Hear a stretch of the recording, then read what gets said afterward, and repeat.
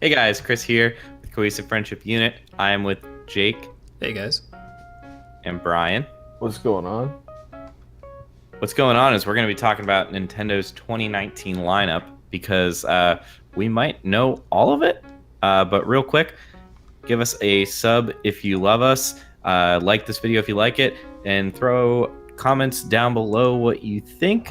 If you subscribe, every 50 subscribers, so the next one will be 200, we are giving away Steam code. Two All right. hundo. 200. That'll Two be. hundo. Never Lad. thought I'd see the day. So basically, Nintendo has a track record of keeping their cards tight to their chest the last few years. Usually, when they come out in E3s, they say, "Oh, we're only going to talk about what's coming out until the end of the year." Usually during directs, they say this is, for the next quarter or whatever. But it's very rare that they give like a full picture of the year. And this year, we are getting or have gotten Smash Ultimate, Let's Go Pikachu and Eevee Pokemon games, Super Mario Party, the Labo kits, which I'm going to group in as one, Octopath Traveler, Mario Tennis, Kirby Star Allies, Captain Toad, Bayonetta, DK Tropical Freeze. That's like 10 titles. Those are like the heavy hitters from Nintendo. So 10 titles, about one a month, especially if you break out the Labo kits and, whatever. There were some smaller ports. Either way, something to note about this is a lot of those reports. DK Tropical Freeze was a port, Bayonetta was a port, Captain Toad was a port, ports all around. But 2019... Mario Party was not a port, though. That was not a port. 2019, from Nintendo's last Direct a week ago, revealed a lot of new games, actually. They gave us the port of Mario Wii U. They gave us Animal Crossing, slated for 2019. Luigi's Mansion, slated for 2019. Daemon X Machina was announced at A3. There's a mainline Pokemon game.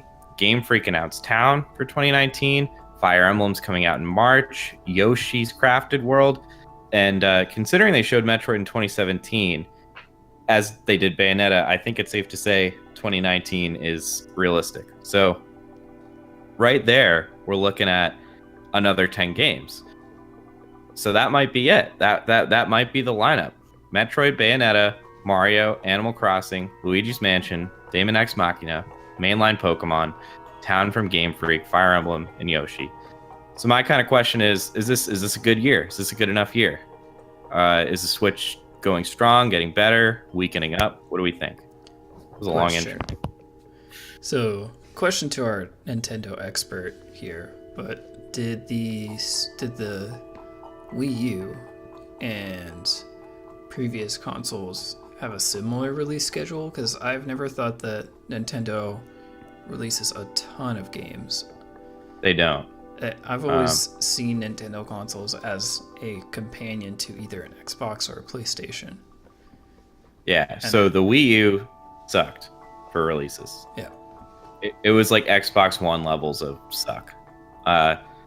2017 for the Switch, I can quickly say was pretty decent. We got Zelda Breath of the Wild. We got ARMS. We got 1-2 Switch. We got Splatoon 2. We got Mario Kart 8 Deluxe. We got Mario Odyssey. We got Xenoblade Chronicles 2. And we got a Pokken port. And we might have gotten something else that I missed. But that's 8 titles. So yeah, I think they were at that time, I know they were targeting once a month. And the system came out in March. So they pretty much hit that. This is similar, 10 titles. Yeah. And I think especially as the Switch, it seems like a companion console, just the design of the system, because it's a handheld thing and you kind of take it with you, and maybe you don't use it all the time, but you use it on trips and on the train or whatever. But so I think it's not a bad lineup, and generally Nintendo games are very high quality, and you trade off quality for quantity, whereas PlayStation and Xbox are the reverse of that. Very often high quantity, lower quality in general. So I also have two questions. What is the Yoshi game? What was the title of that again? Yoshi's Crafted World. Right. So what is that going to be about? Do we know It's anything about that? no, I mean it's definitely geared towards younger children. I would say it's Okay. like a 2D side-scrolling platformer Okay. with arts and crafts as like the world. And what about Town? I don't know anything about that either. Yeah, Town. They announced this last week. Town is Game Freak developed, so Pokemon developers RPG. It's like a brand new IP coming out of them. And they showed a brief trailer. That's what's disconcerting is there's not really a whole lot that's new. It's either Like new IP. new IPs or really like you can only do so much with an established franchise because people have expectations of what that's going to be. And if you just start slapping that sticker all over everything, then it degrades the value of your franchise. Yeah. So you're going to be really conservative about what you come out with in games for that. So I don't know. I'd like to see something new. You know, if they're the taste in games is not what it was even 5 years ago. So, and I'm not saying come out with like a battle royale shooter, but like Splatoon 2 might be getting battle royale, but yeah. right. Well, I mean that's fine. I mean that's responding to I was just it's a throwing it out fucking there. game mode. It's not a game. Yeah, it's yeah, a yeah. mode. I was But just throwing it out there. like Nintendo has enough resources that they could come up with something that is innovative and different, and like that's why I like the Labo so much, is because it was something else. It wasn't a disc or a card that you get, you play the game and you're like, oh, that was a good game, and you're done with it. It was something different. It was a utilization of the hardware in a different way. You know, Yeah. look at what's going on in the game market right now, and make something, put Nintendo's quality and their design process and all of that stuff that has made them the success that they are, and apply it to current trends, or apply it to stuff that's like they don't really have anything that kind of apes Minecraft. You know what I'm saying? Like, and with Nintendo being a creative company, right? That's what they're trying to show off with the Labo. Like, that's right up your alley. It's a softball. Like, they could have made Minecraft. Oh, and, like, you know what I'm saying? Like, they're not Yeah. responding to things like that, and that's what's popular. It's not people lined up the block to play the new Super Mario game or to buy the new Super Mario game. Those people are people that were playing Super Mario Brothers back in the late '80s. You know, it's not you're catering to an audience that's already established.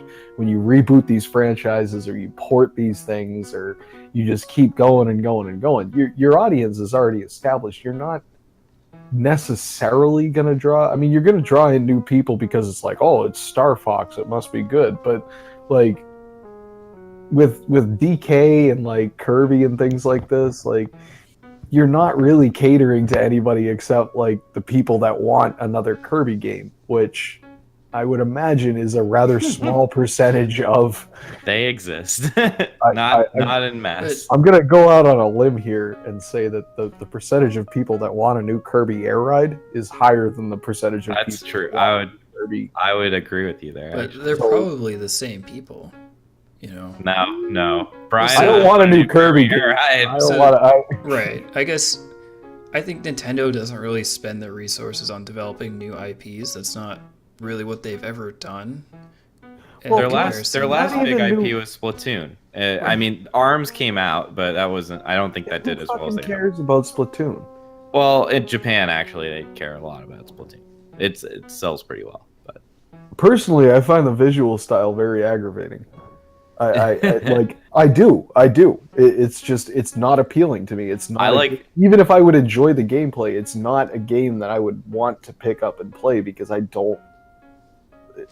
that's just my personal taste. The But soundtrack is really good because they just like sing in gibberish. I don't know. I like it a lot. But I mean, regardless of the quality of the game, I think they generally release maybe 1 or 2 new IPs per console, but they generally innovate in that console and spend their money developing the characters in their game. So Yeah. every game that they have, there's very well-known protagonists and characters. Like they haven't released a Star Fox game in years, but everyone knows the 4 characters in Star Fox. Zero sucked. So right, but you're backing yourself into a corner doing that because It's not a good long-term solution. I'm not right. You're recommending banking on making the console like the next biggest thing, and you get it like so. The next one they come out with, they're gonna have to outdo the Switch. Like they're gonna have to add some more trick features or something, and who knows where we'll be at that point. But they're always going to have to make a console that stands apart from the market in order to survive, and that's inherently more expensive. I agree, but that's what they do, right? I mean, the consoles have never competed with Xbox or PlayStation. They've always been uniquely different in some way, be it motion controls or portable or whatever. And it's the games that everyone's a fan of that keep bringing people back. But look at the Wii U. People bought the Wii U. People bought the Wii U, but were generally disappointed with it. Right. Wasn't People bought the very Wii good. U, Even though Nintendo it was fans. crap because there were games on it. Like Right, the but new you do that Smash and, too like, a many new times, Mario and that hurts you a lot. Right. When you keep coming out with like people are expecting you to be at a 7 and you come out with something that's at a 5, if you're continually coming out with things that are exceeding expectations, people expect you to exceed expectations. So when you don't, it's that much worse. I think that's they need to bank more on their developers and come up with some new stuff. Like they're creative enough people. Look at all of the things that they've come up with. You could come up with something new, or if not something completely new, then an adaptation of what the current people who are buying games want, or the features that people like. Not like the super trendy stuff, but like there are things. The game market changes rapidly because it's on the internet, right? You have to be able to keep up with that, and that's how Sony and Xbox stay alive. I mean, Xbox not really staying alive; they're gasping and choking, but that's what Sony does. Like their console is something that's, as far as I can tell, relatively off-the-shelf parts. Like, there's nothing exotic in there. They don't have the kind of No, sensor they're package. just PCs. Yeah, it's just a PC in a different box running a special OS. Like, and they put their money into the game development, because if you establish a franchise, then you can sell someone 2 or 3 games over the lifespan of a system. Right.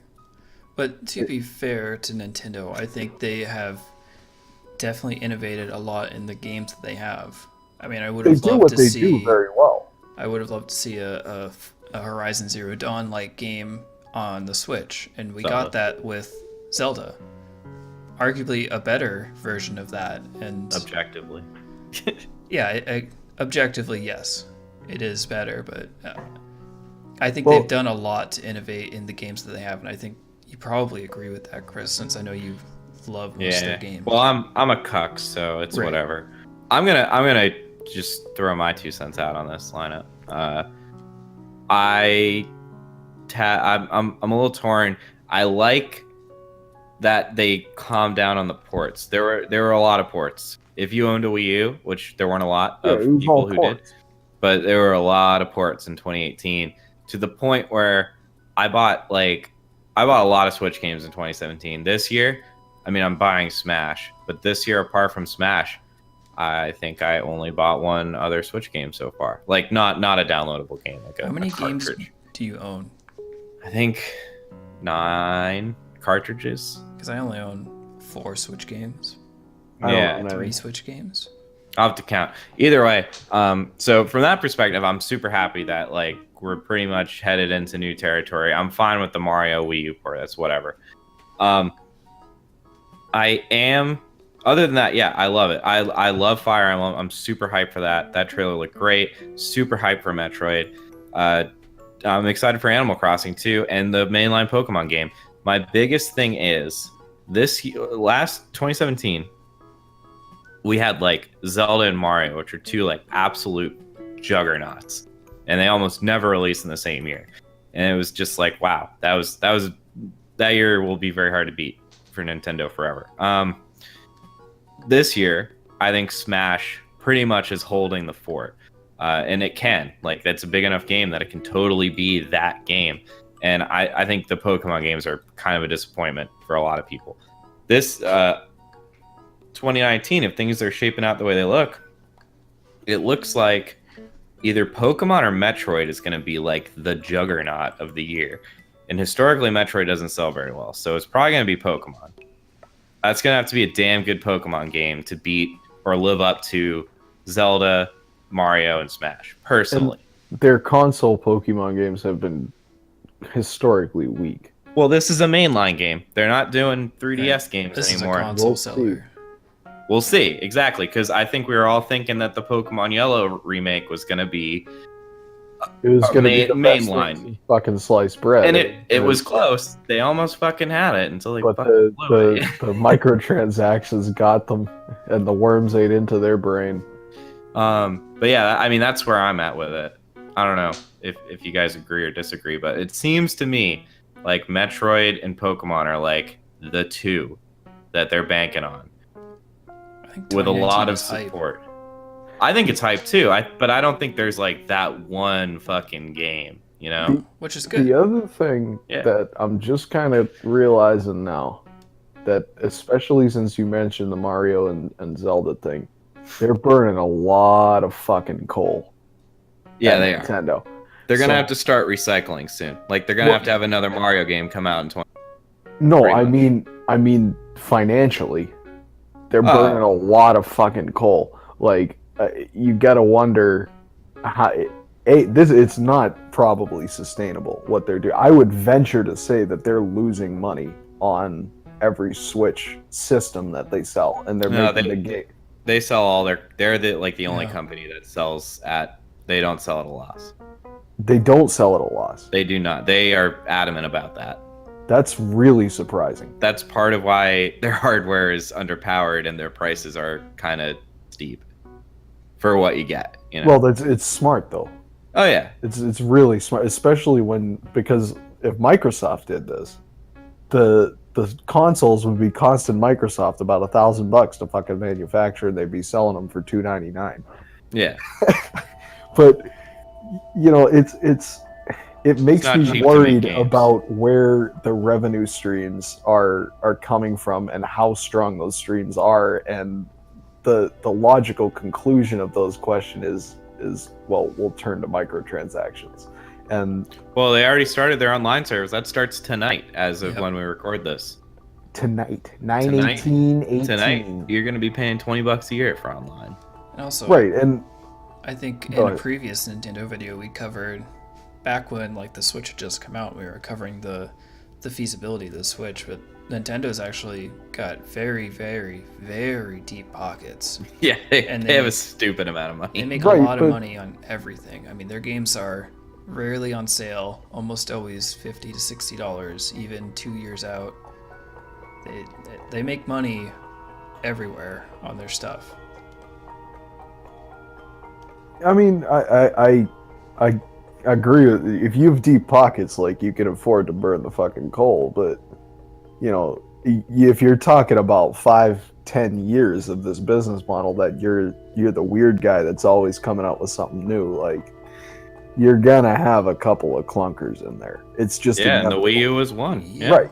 And that didn't the CEO took like a 70% pay cut or something. This is working for them. You know, it's the high investment on the Switch is paying off. But I'm saying down the road, you know, if console X and console Y don't live up to what the Switch is with the same amount of expenditure, then they're going to be looking at their market very differently than they are right now, and what they're putting out very differently than they are right now, regardless of how deep their pockets are. Because you take a couple of big hits in a row, and you're thinking about what you're doing wrong.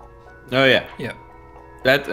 Like back in the doom and gloom days, everyone was saying like Nintendo should only manufacture software, like they can't afford this many. No, well, I mean, their thing is hardware, and their thing has always been hardware to go with the software, and that's what they do. They're very good at it, but it's backing yourself into a corner.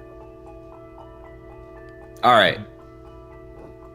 That's it. Sorry. That's it. That's it. So we're gonna play a little game. You have to buy 3 of these games. Brian, you have a Switch now. Congratulations. Oh, You have to buy 3 of these games in 2019, based on obviously your interest. Which 3 are you gonna buy? I'll start and say the first game I'm going to buy is Fire Emblem, because that game is going to be fantastic. And I'll also get Pokemon and Metroid. I would probably go Pokemon just to see what it's like. That town game, I don't know, it sounds interesting. Like, Game Freak does their stuff well, so I'd be interested to see what that's like. And definitely Super Mario Party, because I'm hoping it's better than the Mario Party was 28 this year. He could buy it in 2019. Yeah, dude, I could buy it in 2019. I could buy it in fucking 2020 if I January want. 2019. Son of a bitch, it's a free fucking country, ain't it? True. But I'd be interested to see what they do with that, especially now that the controllers are wireless. Like, support for more people would be tight. I'll agree. I'm But also going to get that game. If you could get 4. Your girlfriend will love that game. Yes. But Sorry. if they could get the vibe from like Mario Party 2 and 3 back, like, that would be excellent, because I have many hazy memories of drunken Mario Party 2 and 3 sessions. It's getting very good impressions, if that helps. It looks very good. I've been telling you guys, Mario Party's tight. Like, it's underrated. Stay tuned for a cohesive friendship unit. Yeah. Mario Party. Mario Party. We'll play it at Jake's place. 2018. Okay, so I am going to say Metroid, Animal Crossing, and Fire Emblem, with Fire Emblem being the most hype, mostly because that's the only one I've seen proper gameplay of, and it looks like a huge step up from every Fire Emblem. Why Animal Crossing? So Animal Crossing, I've played a lot of Pokemon gens. I've played the majority of them, and I've really only played one Animal Crossing. And this last Pokemon game's got me a little sketch. I wasn't super crazy about the Gen 7 Pokemon games. I love Gen 6, but I don't know. It's not that I'm burnt out on Pokemon. I'm more optimistic that Animal Crossing will be good. Or I'm more optimistic about Animal Crossing than Pokemon this time around. I'm less optimistic about Animal Crossing, but we can discuss that. Yeah. Future. All right. That looks good. Cool. Speaking of the future, what should our viewers do in the very near future, Brian? Well, they should hammer something about how optimistic they are about Animal Crossing down in that word box there, and of course, crush that motherfucking like button. Going back to the day. Click the little ringy dingy in the top right hand corner if you want to get continuously updated with the continuously cohesive shit we're doing here on the continuously cohesive friendship unit channel. And smoke them if you got them, guys. As always. That's all for me tonight, Chris. All right. Thank you, Brian. We'll catch you guys next time.